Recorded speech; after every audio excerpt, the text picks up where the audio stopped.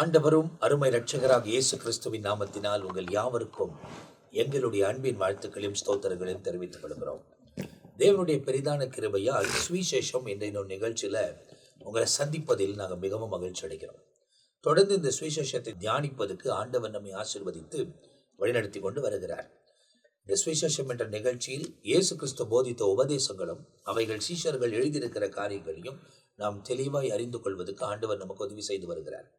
இந்த விசேஷமான இந்த நிகழ்ச்சியில தேவனால் பயன்படுத்தப்படுகிற, தேவனுடைய திருசபையை நடத்துகிற தேவனுடைய ஊழியக்காரர்கள் நம்மத்தில் வந்து பரிசுத்த ஆவியின் மூலியமாய் நம்மோடு கூட அந்த வசனங்களை விளக்குகிறது நமக்கு மிகுந்த பிரயோஜனமா இருக்கிறது.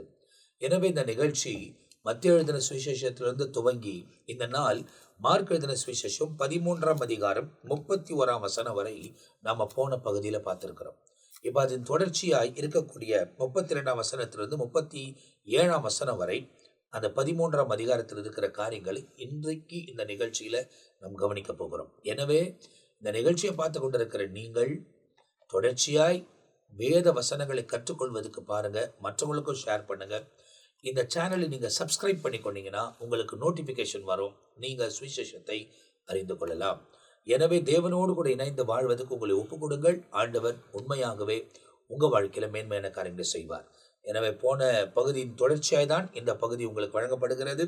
இந்த நாளில் மார்க் எழுதின சுவிசேஷம் 13ஆம் அதிகாரம் 32ஆம் வசனத்திலிருந்து 37ஆம் வசனம் வரை நம்மத்தில ரெவரண்ட் ஜான் பீட்டர் ஐயா அவங்க பகிர்ந்து கொள்ள போகிறாங்க.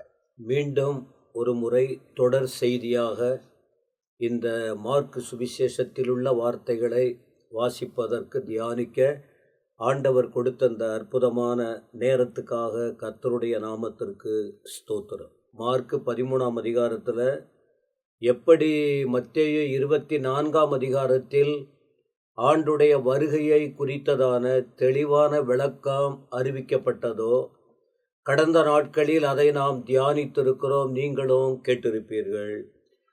மார்க்கு என்ற அந்த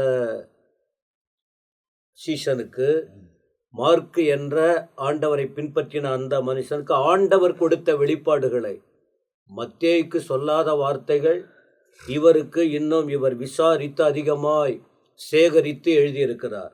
அதை அவருக்கு கொடுக்கப்பட்ட விளக்கம், வெளிச்சம், வருகை குறித்ததான காரியங்கள் இதில் நாம் கடந்த தொடர்களில் பார்த்திருக்கிறோம். 32ல் 13ஆம் அதிகாரம் மார்க்கு 32ல் அந்த நாளையும் அந்த நாழிகையையும் பிதா ஒருவர் தவிர மற்றொருவனும் அறியான். அப்ப எந்த நாள், எந்த நாழிகை அப்படின்னா கர்த்தருடைய வருகையின் நாள். அந்த நாழிகை என்பது அந்த மணித்துளிகள். இதை யாருக்கு மட்டும் தெரியுமா? பிதாவாகிய தேவனுக்கு மட்டும் தெரியும். ஏனென்றால் அவர் ஒருவர்தான் மெய்யான தேவன். எல்லாவற்றுக்கும் அவர் ஒருவர்தான். அவருக்குள்ளிருந்து வெளிப்படுகிறவர் வார்த்தையாகிய தேவன்.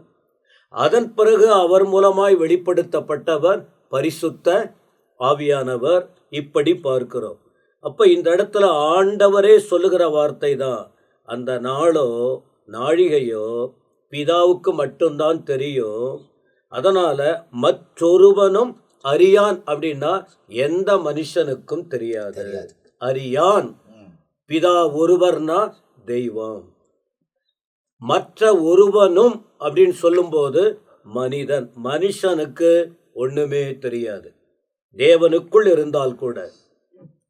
இன்னும் கூடுதலா சொல்லுகிறார், பரலோகத்தில் உள்ள தூதர்களும் அறியார்கள், குமாரனும் அறியார். இது அன்றைக்கு சொல்லப்பட்ட வார்த்தை. அன்றைக்கு ஆண்டவர் இயேசு இந்த பூமிக்கு வந்திருக்கிறார். ஆனா கூடவே பரலோகத்துக்கும் பூமிக்கும் தொடர்புள்ளவர்கள் தூதர்கள், அவர்களுக்கும் தெரியாது. குமாரனும் அறியார் என்று சொல்லியிருக்கு. ஏன்னா அப்போஸ்தல நடவடிக்கைகள் 1 அதிகாரத்தில் கூட ஒரு கேள்வியை கேட்குறாங்க ஆண்டவர்கிட்ட. ஆண்டவர் இயேசு மரித்து அடக்கம் பண்ணப்பட்டு உயிரோடு எழுந்த பின்பு 40 நாள் இந்த பூமியில் இருக்கும்போது ஆண்டவர்கிட்ட கேட்குறாங்க. அப்போ ஆண்டவர் இயேசு சொல்லுகிறார், பிதாவின் ஆதீனத்தில் இருக்கிறதை அறிந்து கொள்ளுவது உங்களுக்கு அடுத்தது அல்ல. உங்களுக்கு என்ன வெளிப்படுத்தப்பட்டிருக்கு அதை மட்டும் புரிந்து கொண்டு ரொம்ப ஆழமா தேவையில்லாத காரியத்தில் சென்று, அதான் சொல்லுவாங்க, ஆழத்துல காலை விட்டு அவஸ்தைப்படாதீங்க. உங்களுக்கு எவ்வளவு முடியும் அதில் நீங்கள் நடந்து போய் செயல்படுத்துங்கள் என்பதை போல ஆண்டவர் சொல்றாரு. பிதாவின் ஆதீனத்தில் அப்படின்னா பிதாவின் சிந்தையில், பிதாவுக்குள்ள இருக்கிறத நாம் அறிய ஆசைப்படலாம். ஆனால் அதை அவர் வச்சிருக்கார். எந்த நேரத்தில் என்ன செய்யணும்னு அவருக்கு தெரியும். அது உங்களுக்கு அடுத்தது அல்ல. ஆனால் நான் சொல்ற வார்த்தை என்ன? காத்திருங்கள் அப்படின்னு அந்த அப்போஸ்தலர்ல ஆண்டவர் இயேசு திரும்ப அவங்களுக்கு விளக்கம் கொடுத்து பரிசுத்த ஆவியானவரை பற்றி சொல்லுகிற வார்த்தைகளை அப்போஸ்தலர் முதல் அதிகாரத்தில் 5ஆம் வசனத்தில் தான் இப்போ நான் சொன்னேன். கீழே ஆவியானவரை பற்றி சொல்லியிருக்கு. 32ஆம் வசனத்தின் அடுத்த ஒரு வசனம் நீங்க பார்க்க வேண்டுமானால் 2 பேதுரு 3ஆம் அதிகாரத்தின் 10ஆம் வசனத்துல கூட ஒரு வார்த்தை நாம் பார்க்கிறோம். கர்த்தருடைய நாள் இரவிலே திருடன் வருகிற விதமாய் வரும் அப்படின்னு சொல்லிட்டு இப்ப அங்க சொல்றாரு. பிதாவுக்கு தெரியும், மற்றவங்களுக்கு தெரியாது. ஆனா பேதுரு, இப்ப அந்த பேதுரு எழுதும்போது வெளிப்பாடு பெற்று, அப்ப கர்த்தர் எப்ப வருவாரு யாருக்கும் தெரியாவிட்டாலும் எப்ப வரும்னு சொல்லிட்டு ஆண்டவர் சொன்ன வார்த்தையை இங்கே பேதுரு சுட்டி காட்டியதை அந்த இடத்துல, இரவில் திருடன் வருகிற விதமாய் எப்ப வருவார் நமக்கு தெரியாது, நம்ம ஆயத்தமாய் இருக்க வேண்டும் என்பதுதான். 33ஆம் வசனத்தில் அக்காலத்தை நீங்கள் அறியாதபடியால் என்ன செய்ய வேண்டும்? 2 காரியம் இந்த வார்த்தை 2 இடத்துல சொல்றாரு. எச்சரிக்கையாயிருங்கள், விழித்திருந்து ஜெபம் பண்ணுங்கள். ஏன்னா யாருக்குமே தெரியலையே, பிதாவுக்கு மட்டும்தானே தெரியும். அதனால உங்க இஷ்டம் போல வாழ்ந்து கொண்டு இருக்கக்கூடாது. உங்க இஷ்டம் போல வாழ்ந்து கொண்டு இருக்கக்கூடாது. ஆனா அதே நேரத்துல நீங்கள் விரும்புகிறபடி வாழ்ந்து கொண்டு இருக்கக்கூடாது. 2 காரியம் செய்யணும். எச்சரிக்கையாய் இருங்கள். ஏன் எச்சரிக்கை என்றால், எந்த நேரத்துல எதுவும் நடக்கலாம். ஆண்டுடைய வருகை எப்ப வேணாலும் இருக்கலாம். ஆனா நீங்க எச்சரிக்கையா இருக்கணும், வார்னிங் கொடுத்துட்டு ஜாக்கிரதையா இருக்கணும் என்று சொல்லிட்டு அடுத்த ஒரு வார்த்தை சொல்றாரு. விழித்திருந்து ஜெபம் பண்ணுங்கள். இதை சொன்னவர் யார்? ஆண்டவர். அப்ப ஆண்டவர் பூமியில் பரலோக சித்தத்தை நிறைவேற்றும் போது அவர் விழித்திருந்து ஜெபம் பண்ணினார். சரீரத்தின்படியும் விழித்து ஜெபம் பண்ணினார். ஆனா நமக்கு ஆண்டவர் சொல்றது, இரவு பகல்னு பார்க்காம விழித்தும் ஜெபம் பண்ணணும். ஆனால் ஆவியில் விழித்திருந்து ஜாக்கிரதையா இருக்கணும், விழிப்போடு காணப்பட வேண்டும் என்று. இப்ப இந்த 33ஆம் வசனத்தில் சொல்லப்பட்டதை போல 1 தெசலோனிக்கேயர் 5ஆம் அதிகாரத்தில் 5 முதல் சில வாக்கியங்கள் கீழே இருக்கும். அதை நீங்க ஒரு கோடிட்டு காட்ட விரும்புகிறேன். நீங்க யார் தெரியுமா? வெளிச்சத்தின் பிள்ளைகள், இரவுக்கும் இருளுக்கும் உரியவர்கள் அல்ல. 1 தெசலோனிக்கேயர் 5ஆம் அதிகாரத்தின் 5 முதல், இரவுக்கும் இருளுக்கும் உரியவர்கள் அல்ல. அதனால நீங்க மற்றவர்கள் தூங்குகிறது போல நாம் தூங்கக்கூடாது. மற்றவர்கள் தூங்கிக்கிட்டு இருக்காங்க. ஏன்னா அவர்களுக்கு இந்த உலகத்துல பிறந்தோம், வாழுகிறோம், முடிய போகுது, அந்த எண்ணத்தோடு இருக்காங்க. ஆனா தேவனுடைய பிள்ளைகளுக்கு கொடுக்கப்பட்ட உணர்வு என்ன?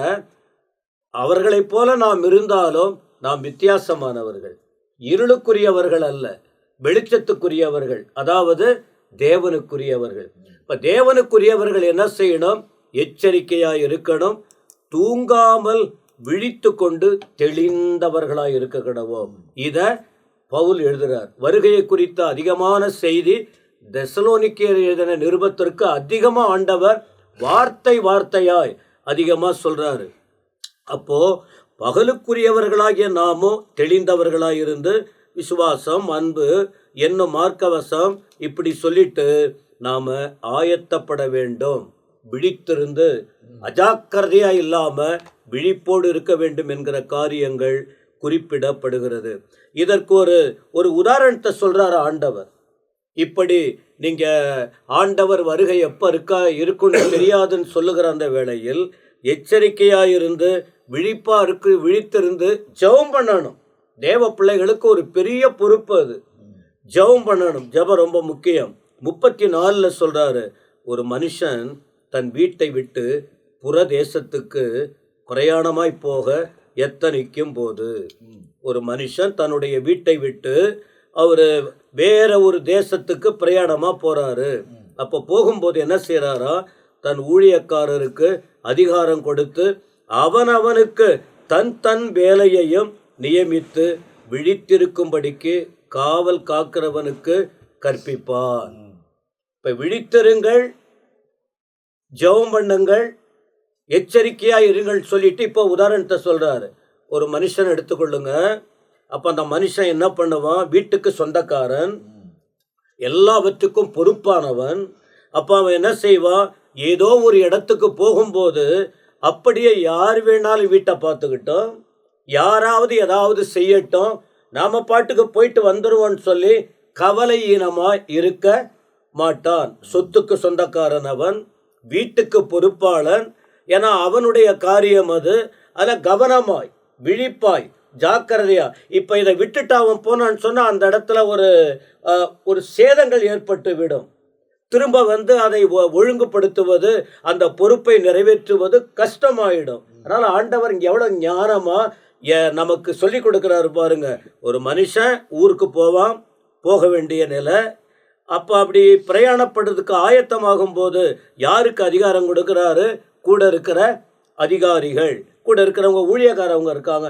அப்போ இது கூட வேற வெளியில் இருக்கிற யாரையோ கூப்பிட்டு சொல்லலை, கூட இருக்கிற அனுபவம் வாய்ந்த ஊழியக்காருக்கு அதிகாரம் கொடுக்கிறார். கொடுத்து அவனவன் தன் தன் வேலையையும் நியமித்து இந்த காரியத்தை நீங்கள் செய்யணும் என்று காவல் காக்கிறவனுக்கு கற்பிப்பான் அல்லவா. அதை போல அப்போ அவங்க எஜமான் கொடுக்கிற சொன்ன வேலையை அவங்க நிறைவேற்ற வேண்டும். பொறுப்பு கொடுக்கிறாரு, அதை நிறைவேற்ற வேண்டும்.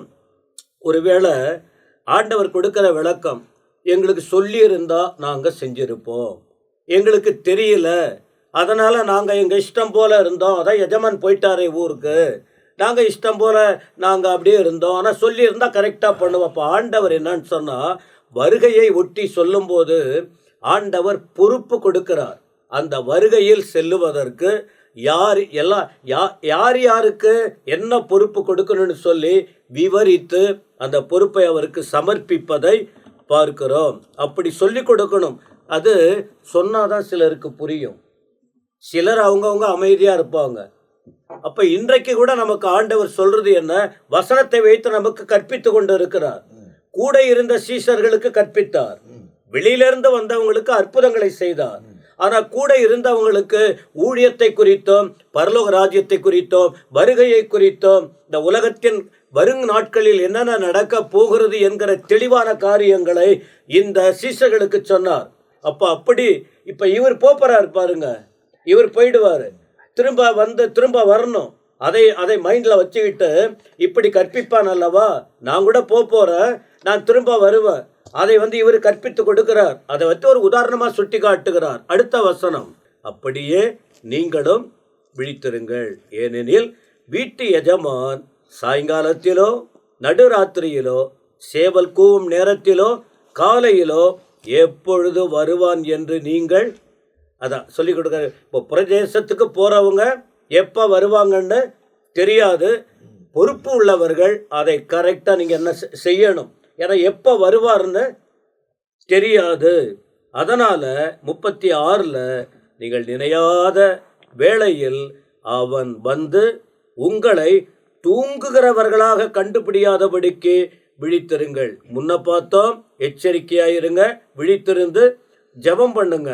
இவர்கள் ஈஸியாக புரிகிற அளவுக்கு ஒரு சம்பவத்தை சுட்டி காட்டி, அதனால் ஒருவேளை வரவன் அந்த எஜமான் வந்த பிறகு யார் பொறுப்பில் உண்மையாக இருந்தார்கள், ஜாக்கிரதையாக இருந்தாங்க என்பதை கண்டுபிடிச்சிருவாங்க. ஏன்னா அவங்களுக்கு கொடுக்கப்பட்ட வேலை அங்கே நடக்கலைன்னா நீங்கள் தூங்கிக்கிட்டு இருக்கீங்க, கண்டுபிடிச்சிருவாங்க. அதனால் விழித்திருங்க. 37 நான் உங்களுக்கு சொல்லுகிறதை எல்லாருக்கும் சொல்லுகிறேன், விழித்திருங்கள் என்றார். இப்போ இந்த குறிப்பிட்ட பகுதியிலேயே விழித்திருங்கள் விழித்திருங்கள் விழித்திருங்கள்னு 3 முறை சொல்லியிருக்குன்னா, அப்போ நாம் இந்த நாட்களில் கர்த்தருடைய வருகையை சிந்திக்கிற நாமும் கேட்கிறவர்களும் இதை கேட்டு கவலையினமாய் விடாதபடிக்கு எப்படி ஒரு எஜமான் ஊருக்கு போயிட்டு வருவதைப் போல நம்முடைய மணவாளன் இயேசு பரலோகத்திலிருந்து வரப்போறாரு. அப்போ அவர் வருகைக்குள்ளே எல்லாருக்கும் பொறுப்பு கொடுத்திருக்கிறார். வெளிச்சத்தின் பிள்ளைகளுக்கு நாம் அதை ஜாக்கிரதையா ஜபத்தோடும் விழிப்போடு இருந்து நாம் நம்முடைய ஆத்துமாவை காத்துக்கொள்ள ஒரு கூட்ட ஜனம் பரலோகத்துக்கு வருவதற்கு நாம் அதற்கு செயல்பட வேண்டும் என்கிற சத்தியத்தை நேராகவும் மறைவாகவும் இந்த பகுதியில் விளக்கி சுட்டி காட்டுகிறதை நாம் பார்க்கிறோம். இப்போ இந்த இடத்துல மார்க் எழுதின சுவிசேஷத்தில் ஏற்கனவே மத்தேயு எழுதின காரியத்தை தான் இவர் இன்னும் சற்று அவருடைய பாவனையில் அவைகளை எழுதுகிறார். ரொம்ப அழுத்தி சொல்லுகிற விஷயம் என்னன்னா, விழித்திருங்கள். எஜமானன் போயிருக்கிறார், வந்துடுவார், எந்த நேரம் வருவாருன்னு தெரியாது. அவர் வருகிற நேரம் என்ன நேரம் என்பதை நாம் அறியாது இருக்கிறபடியால் விழித்திருங்கள் என்கிற காரியத்தோடு கூட இந்த இடத்துல மார்க் எழுதுகிறதை நாம் ரொம்ப தெளிவாய் பார்க்கிறோம். ஆனால் ஜபத்தை குறித்தும் அவர் அந்த இடத்துல மையப்படுத்துகிறதை பார்க்கிறோம். விழித்திருக்கிற காரியத்தை குறித்து பார்க்கிறோம். அதே நேரத்தில் சேவல் கூவுகிற நேரமாவது அதிகாலை நேரமோ இல்லை காலை நேரமோ எப்போது வருவார் என்பதையும் அந்த இடத்துல ரொம்ப தெளிவாய் இந்த இடத்துல மார்க் குறிப்பிடுகிறதை நாம் தெளிவாய் பார்க்கிறோம். ஆனால் என்ன செய்யணுமா, அவர் நமக்கு கட்டளையிட்டு இருக்கிற காரியத்தை செய்து கொண்டிருக்க வேண்டும் என்பதையும் மார்க் அழுத்துகிறதை நாம் 14ஆம் வசனத்தில் பார்க்கிறோம். அப்போ இதன் தொடர்ச்சியாக பார்த்தீங்கன்னா 14ஆம் அதிகாரத்துக்குள்ளே நாம் பிரவேசிக்கிறோம். இந்த இடத்தில் பஸ்காவை ஆசரிக்கக்கூடிய காரியங்களும் அவர் பெத்தானியாவில் வந்து அந்த இடத்துல அவர் பாதத்தை அபிஷேகம் பண்ணின காரியங்களையும் இந்த இடத்துல சில காரியங்களை மார்க் எழுதுகிறதை பார்க்கிறோம். இந்த 14ஆம் அதிகாரம் 1வது வசனத்திலிருந்து 9ஆம் வசனம் வரை நம்மத்தில ரெவரண்ட் மில்கிசேதேக்கை அவர்கள் பகிர்ந்து கொள்ளப் போகிறார்கள். பிரியமானவர்களே, தொடர்ச்சியாக இந்த வேத பகுதியை நாம் தியானித்து வருகிறோம். இதற்கு முன்பதாக இயேசு கிறிஸ்துவுடைய வருகைக்கு முன்பதாக என்னென்ன அடையாளங்கள் நடக்கும், மனுஷகுமாரனுடைய வருகை எப்படி இருக்கும் என்பதை குறித்து தெளிவாக பேசினோம். ஏன் என்று சொன்னால், இயேசு கிறிஸ்து இந்த உலகத்தில் வந்து அவர் மறுபடியும் சிலுவை மரணத்துக்கு ஒப்பு கொடுக்கப்படுகிற அந்த நாளுக்கு முன்பதாக அந்த இறுதி நாட்களிலே நடக்கிற சம்பவங்களை ஆண்டவர் இங்கே திட்டம் தெளிவுமாக வேத புத்தகத்தில் நமக்கு எழுதி வச்சிருக்கிறார். ஏனென்று சொன்னால், பிதா அனுப்பின நோக்கம் நிறைவேறத்தக்கதாக, தீர்க்க தரிசனங்கள் நிறைவேறத்தக்கதாக, இயேசுவினுடைய அந்த இறுதி காலம், இறுதி வாரத்தில் நடந்த ஒவ்வொரு சம்பவங்களும் தீர்க்க தரிசனத்தின் நிறைவேறுதலாகவே காணப்பட்டது என்று வேதம் நமக்கு நல்ல ஒரு சான்றாக காணப்படுகிறது. இங்கே முதல் வசனத்தை நாம் பார்க்கும் பொழுது, 2 நாளைக்கு பின்பு புளிப்பில்லாத அப்பம் சாப்பிடுகிற பஸ்கா பண்டிகை வந்தது. அப்பொழுது பிரதான ஆசாரியரும் வேதபாரகரும் அவரை தந்திரமாய் பிடித்து கொலை செய்யும்படி வகை தேடினார்கள். இஸ்ரவேல் தேசத்துல எகிப்தில இருக்கும் பொழுது ஆண்டவர் இவர்களை அனுசரிக்க சொன்ன இது ஒரு பண்டிகை. வருஷந்தோறும் இதை அவர்கள் நினைவு கூற வேண்டும். 7 நாட்கள் இந்த பண்டிகை இருக்க வேண்டும். எதற்காக என்று சொன்னால், எகிப்திலிருந்து கர்த்தர் அவர்களை புறப்பட பண்ண போகிற அந்த காரியத்தில் அவர்கள் ஆயத்தமாய் இருக்க வேண்டும். ஆயத்தத்தை குறிக்கிறது. யாத்திராகமம் புஸ்தகம் 12ஆம் அதிகாரம் 11வது வசனத்துல இவ்விதமாய் சொல்லுகிறது, இந்த பஸ்காவை எப்படி அனுசரிக்கணும் அப்படின்னு சொன்னா, அதை புசிக்க வேண்டிய விதமாவது, நீங்கள் உங்கள் அறைகளில் கச்சை கட்டி கொண்டும் உங்கள் கால்களில் பாதரட்சை தொடுத்து கொண்டும் உங்கள் கைகளில் தடி பிடித்து கொண்டும் அதை தீவிரமாய் புசிக்க கடவீர்கள். அது கர்த்தருடைய பஸ்கா.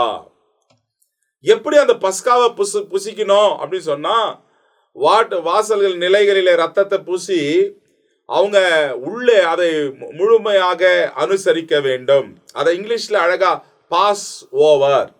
என்ன பாஸ் ஓவர் அப்படின்னு சொன்னா, சங்கார தூதன் வீட்டு வாசல் அருகே வருவான், அந்த வீதிகளிலே வருவான். எந்த வீடுகளில் வாசல்களிலே ரத்தம் பூசப்பட்டிருக்கிறதோ அந்த வீட்டை பாஸ் ஓவர் பண்ணணும், கடந்து போக வேண்டும். அந்த ரத்தம் பூசப்படாத வீட்டுக்குள்ள அவன் சென்று தலைச்சம் பிள்ளைகள், மிருகங்கள், மனிதர்கள் எல்லாவற்றையும் கொண்டு போடுவாங்க. அப்ப ரத்தம் பூசப்பட்டிருக்கிற அந்த குடும்பம் உள்ளே அங்கே பஸ்காவை அனுசரிக்கிறார்கள். அதுக்கு தான் பாஸ் ஓவர்.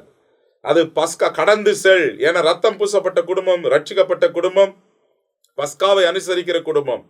இப்ப ஆண்டவர் அதை புசிக்க வேண்டிய விதத்தை சொல்லுகிற காரியம், அறைகளிலே கச்சையை கட்டி கொண்டு கால்களிலே பாதரட்சி, அப்படின்னா ஆயத்தமா இருக்கணும்.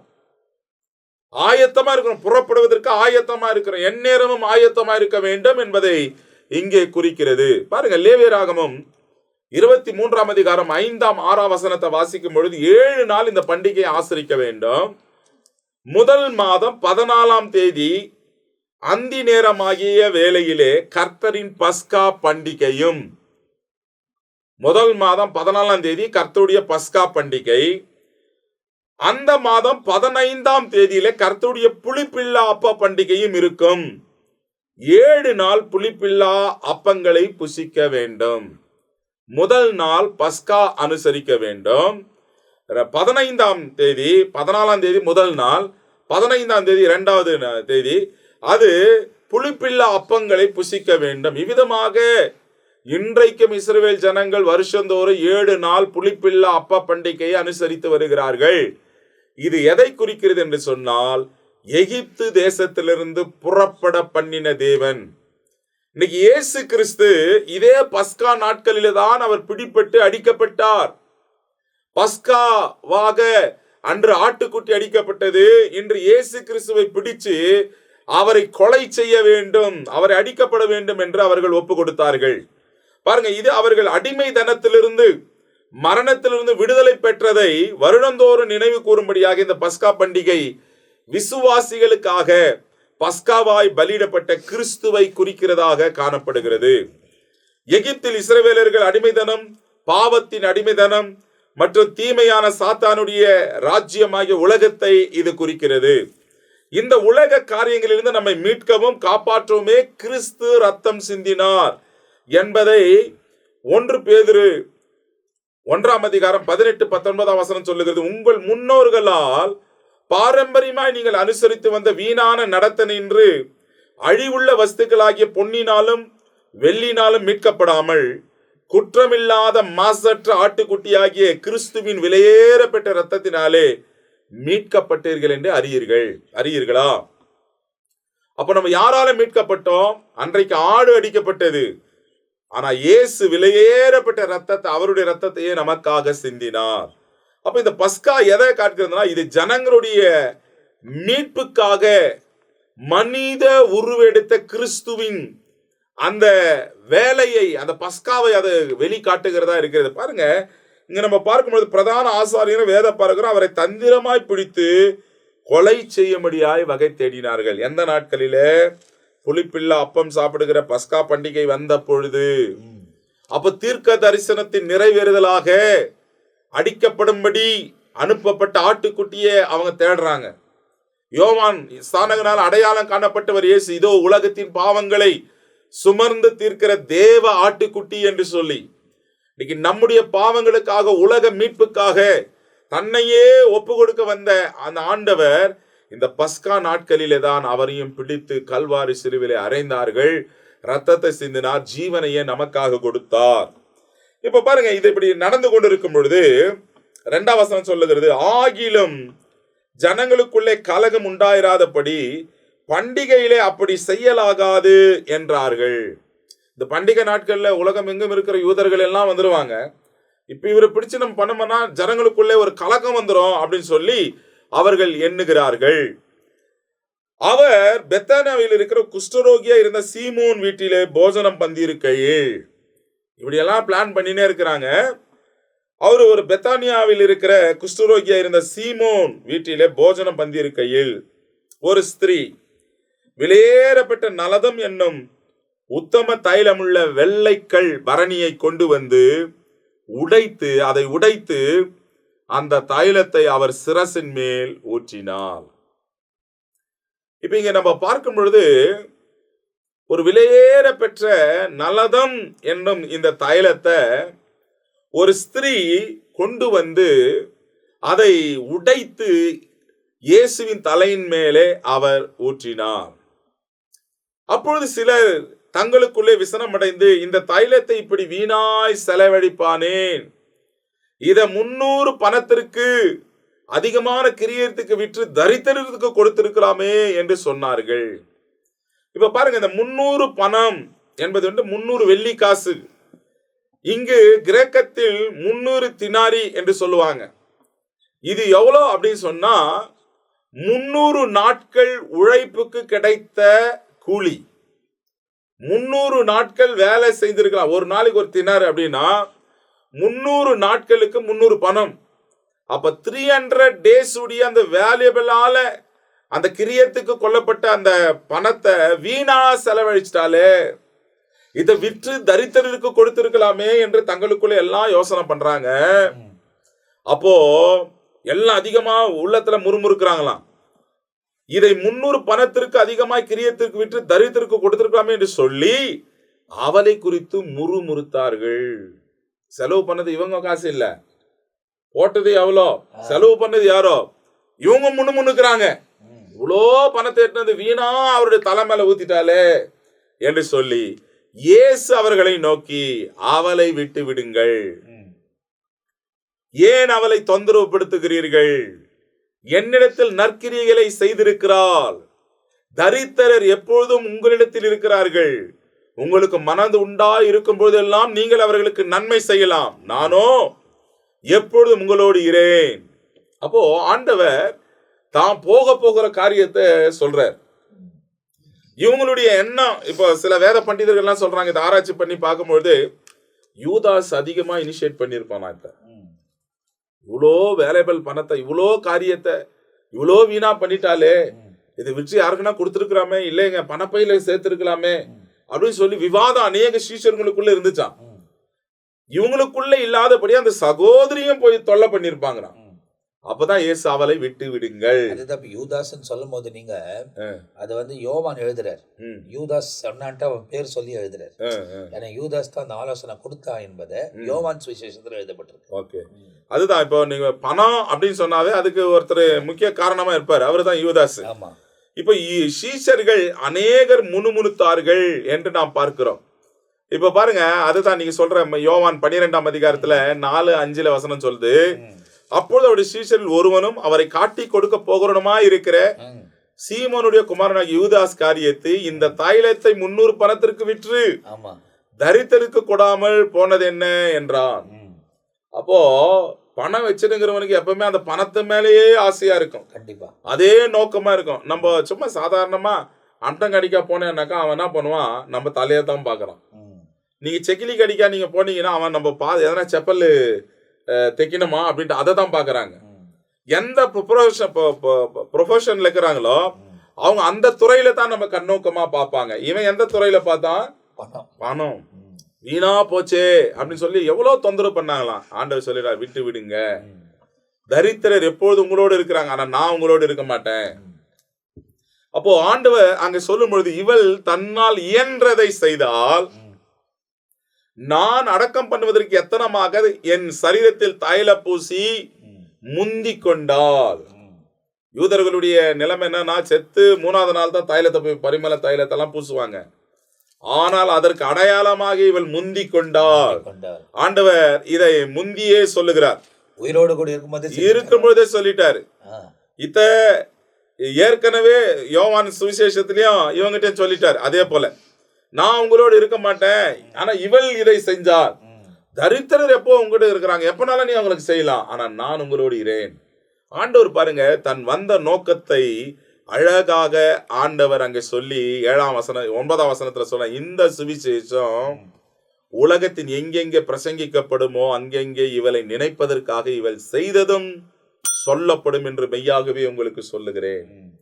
இந்த ராஜ்யத்தின் சுவிசேஷம், ஏன்னா அவள் செஞ்சது சாதாரண காரியம் அல்ல, அவள் செஞ்சது 300 நாளுக்கான உழைப்பின் பணமா. ஒரு மனுஷன் 300 நாள் தொடர்ச்சியா வேலை செஞ்சான்னா அவ்வளவு பணத்தை சேகரிக்க முடியும். அதாவது இஸ்ரவேலின் கேலண்டர் பிரகாரம் பார்த்தா 10 மாசம் சம்பளம். ஆமா, 360 நாள் வந்து ஒரு வருஷம் வருது உங்களுக்கு, 10 மாசம் சம்பளம். 10 மாதம் சம்பளத்தை எட்டுனது ஆண்டவர் தலைமையில விட்டணும். அப்படின்னு அவள் எவ்வளவு நேசித்தாலோ அது அவளுக்கு ஒரு பெரிதாக எண்ணப்படவில்லை. இன்றைக்கு கூட அநேகர் காணிக்கையும் தசம பாகம் கொடுக்கிறது என்னன்னா, காயினை போல நம்ம இவ்வளவு கொடுக்கணுமா, நம்ம இவ்வளவு செய்யணுமா, இவ்வளவு இருந்தா போதுமே, அவ்வளவு இருந்தா போதுமே என்று அல்ல. வசனம் சொல்லுகிறது, விசனமாயும் அல்ல, கட்டாயம் அல்ல, மனப்பூர்வமாய் கொடுக்கிறதில் தேவன் பிரியமாய். இந்த சகோதரி கிறிஸ்துவை கனம் பண்ணுவதிலே முந்தி கொண்டாள். கிறிஸ்துவனுடைய அந்த மரிச்ச பின்பு செய்வாங்க. இவளோ நான் மரிக்க முன்பதாகவே இதை செய்தா. எங்கெங்கெல்லாம் இந்த ராஜ்யத்தின் சுவிசேஷம் பிரசங்கிக்கப்படுமோ அங்கெல்லாம் இவளை குறித்து பிரசங்கிப்பார்கள். அதனால தான் ஆண்டவர் சொன்னார், நீங்கள் புறப்பட்டு போய் சகல ஜாதிகளையும் சீச்சராக்கி சர்வ சிருஷ்டிக்கும் நீங்கள் பிரசங்கம் பண்ணுங்க. மார்க் 16ஆம் அதிகாரம் 15ஆம் வசனத்திலும், மத்தேயு 24ஆம் அதிகாரம் 14ஆம் வசனம், ராஜ்யத்துடைய சுவிசேஷம் பூலகம் எங்கும் சர்வ சிருஷ்டிக்கும் சாட்சியாக, என்ன சாட்சியானா இவள் செஞ்ச காரியம் சாட்சியாக பிரசங்கிக்கப்படும். ஆண்டவர் சொன்னா, உலகத்தின் முடிவு பரிந்தும் சகல நாட்களில் நான் உங்களோடு கூட இருக்கிறேன். அப்போ பாருங்க, அந்த 10 மாத சம்பளம் 300 நாள் சம்பளத்தை ஒரு பொருட்டாக எண்ணவே இல்லை. ஆண்டவர் மேல வச்ச அன்பினாலே அந்த வெள்ளை பரணியை உடைத்து இயேசுவின் சிரசின் மேல ஊற்றினாள் என்று நாம் பார்க்கிறோம். இந்த இடத்துல நாம் பார்க்கும்போது ரொம்ப அழகா இந்த 14ஆம் அதிகாரம் 1ஆம் வசனத்திலிருந்து அங்கே இருக்கக்கூடியவர்கள் எல்லாம் இயேசுவை எப்படி பிடித்து அவரை மரணத்துக்குள் தீர்க்க வேண்டும் என்று யோசித்து கொண்டிருக்கிற காலகட்டத்தில் அவர் பெத்தானியாவுக்கு வருகிறார். பெத்தானியாவில் எங்கன்றதை நீங்கள் தெளிவாக நீங்கள் பார்ப்பீங்க அப்படின்னா, உயிரோடு கூட இருந்த லாசர் வீட்டுக்கு வந்தார் என்பதை யோவான் எழுதுகிறார். இங்கே மார்க் எழுதும்போது என்ன சொல்கிறார் அப்படின்னா, தலையின் மேல் ஊற்றினாள் அப்படின்றது எழுதப்பட்டிருக்கு. ஆனால் யோவான் எழுதும்போது அவர் பாதத்தில் ஊற்றி அவள் தன்னுடைய முடியினாலே அவர் பாதத்தை துடைத்தாள் என்பதாக எழுதப்பட்டிருக்கிறது. ஆனால் யோவான் அங்கே இருந்து பார்க்கக்கூடியவர் ஒரு சில காரியங்களை நாம் அந்த பகுதிக்கு போகும்போது தெளிவாய் அவைகளை அறிந்து கொள்ள முடியும். ஆனால் இந்த இடத்துல அந்த 10 மாதம் சம்பளத்தை கொண்டு அவர் பாதத்திலேயோ இல்லை தலைமலையை ஊற்றியிருந்தாலும் அது அந்த ஜனங்களுக்கு அந்த நேரத்தில் யூதாஸ் இதை தரித்திரத்துக்கு கொடுத்துருக்கலாமே அப்படின்ற அவனுடைய நோக்கத்தை சொல்லுகிறான். ஆனால் ஆண்டவர் அவள் செய்த காரியத்தை சுவிசேஷம் அறிவிக்கிற எல்லா பகுதிகளிலும், ஏன்னா இது நடந்து 1வது நூற்றாண்டில் நடந்தது. ஏறக்குறைய 2000 வருஷம் புரியுதா? இன்னும் 2000 வருஷம் நிறைவேறலை. ஏன்னா இப்போ 2026ஆம் ஆண்டில் நம்ம இருக்கிறோம். அதனால் அப்போ நீ சுவிசேஷம் இயேசு கிறிஸ்து ஊழியத்துக்கு வந்த ஆண்டு 2 BC பிரகாரம் கணக்கு போட்டிங்கன்னா 28 தான் அவர் ஊழியத்துக்குள்ளே பிரவேசிக்கிறார். அப்போ அந்த நாட்களிலே நடைபெற்ற விஷயம் 2000 வருஷத்துக்கிட்ட நடந்த இந்த விஷயம் இன்னும் கூட பிரசங்கிக்கப்படுவதற்கு காரணம், நாங்கள் சுவிசேஷத்திலையும் பதிவு பண்ணப்பட்டிருக்கிறதுக்கு காரணம் அவள் செய்த அந்த தியாகம். தேவனுக்கு மனப்பூர்வமாக அவள் செய்ததை வேதாகமத்தில் நமக்கு தெளிவாக சொல்லப்பட்டிருக்கிறது. இன்னொரு காரியத்தை ஆண்டவர் உணர்த்துகிறார். என்னன்னாக்கா, மரணத்துக்கு பின்பு அங்கே செய்ய வேண்டியவைகளை மரணத்துக்கு முன்பதாகவே செய்கிறார். அதுதான் இன்னைக்கு உலகத்துலனா மரிக்கிற தருவாயத்தில் இருக்கக்கூடிய பெற்றோர்கள், மூத்தவர்கள் இவங்களாம் இருப்பாங்க. அவங்களாம் உயிரோடு கூட இருக்கும் போதே நாம் அவர்களுக்கு என்னெல்லாம் செய்ய விருப்பப்படுகிறோமோ அதெல்லாம் செய்து விட வேண்டும். மரித்த பிறகு கல்லறைக்கிட்ட கொண்டு போய் பால் ஊற்றுறது, அவங்களுக்கு வருஷத்துக்கு ஒரு முறை போய் சாப்பாடு வைக்கிறது, அதெல்லாம் பிரயோஜனமே இல்லை. எப்போவுமே உயிரோடு கூட இருக்கும்போது நன்கு கவனித்து விட வேண்டும். அதுக்கு ஏற்ற பலனை தேவன் நம்முடைய வாழ்க்கையில் விளங்க பண்ணுவார். இந்த இடத்தில் இயேசு கிறிஸ்துவுக்கு செய்த காரியங்களும் இயேசு கிறிஸ்துவுக்கு விரோதமாக எழுமின கூட்டத்தை குறித்தும் மார்க் எழுதுகிறதை பார்க்கிறோம். அடுத்தது நீங்கள் பார்க்கும்போது 10ஆம் வசனத்திலிருந்து நாம் தொடர்ந்து அடுத்த பகுதியில் தியானிக்க போகிறோம். இந்த யூதாஸ் இயேசுவை காட்டி கொடுப்பதுக்கு அவன் ஒத்துக்கொள்கிறான். காரணம் என்ன? அதுக்கு முன்னே நடந்த சம்பவம். ஏன்னா அவனுக்கு எப்போவுமே அவர் மார்க்கெட்டிங் ஃபீல்ட்லேயே இருக்கிறதுனால இந்த காரியம் இயேசுவின் மீது அவனுக்கு வெறுப்பை சாத்தான் கொண்டு அதுக்கு பிறகுதான் அவன் காட்டி கொடுக்க அவன் ஒத்துக்கொள்ளுகிறான் என்கிற காரியத்தை நாம் பார்க்க போகிறோம். அடுத்த பகுதியில் நாம் அவைகளை தியானிக்க போகிறோம். எனவே இந்த நிகழ்ச்சி உங்களுக்கு மிகுந்த பிரயோஜனமாக இருந்திருக்கும் என்று நான் நம்புகிறேன். தொடர்ந்து இயேசு கிறிஸ்து போதித்திருக்கிற உபதேசத்தில் நீங்கள் நிலைத்து நின்னுங்க. அவர் வருகை ரொம்ப சமீபமாக இருக்கிறது. எந்த நேரத்திலாவது இயேசு வெளிப்படுவார். ஏற்கனவே பேசப்பட்ட விஷயம்தான். ஜான் பிட்ராய் அவங்க பேசும்போது அவர் வரக்கூடிய நேரம் எந்த நேரமாவது இருக்கலாம். எனவே எப்போதும் விழித்திருந்து ஆயத்தமருங்கள். கிறிஸ்துவுக்கு செய்ய வேண்டிய காரியங்களை இருக்கிற வரை செய்து கொண்டே இருங்கள். அவர் நாம மகிமைப்படட்டும். மீதியான காரியத்தை அடுத்த பகுதியில் நாம் பார்க்க போகிறோம். அதுவரை நாங்கள் உங்ககிட்ட விடைபெறுகிறோம். கர்த்தர் உங்களை ஆசீர்வதிப்பாராக. ஆமென்.